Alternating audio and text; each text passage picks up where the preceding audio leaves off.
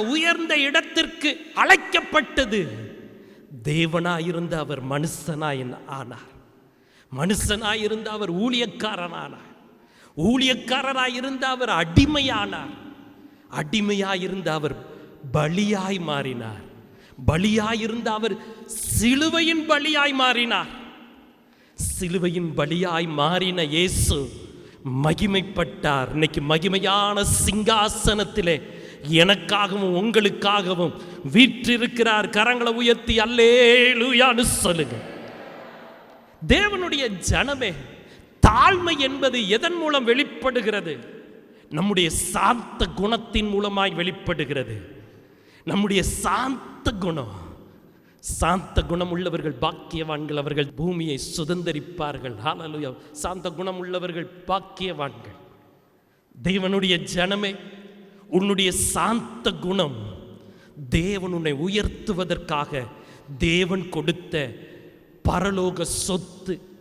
ஆனால் அந்த சாந்த குணத்தை உன்கிட்ட பறிக்க இந்த உலகம் பல திட்டங்களை தீட்டுகிறது.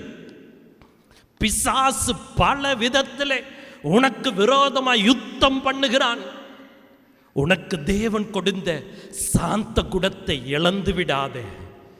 உன் சத்தத்தை உயர்த்தி உன் சாந்த குணத்தை இழந்து விடாதே.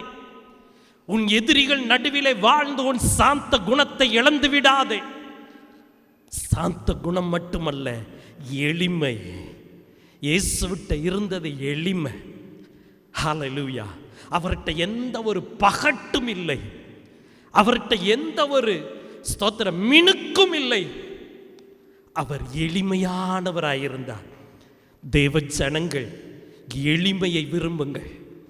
உங்களை பகட்டுள்ளதாய் மாற்றுகிற எதுக்கும் இடம் கொடுக்காதிருங்கள். உங்களை பெருமைப்படுத்துகிற எதற்கும் செவி சாய்க்காதிருங்கள்.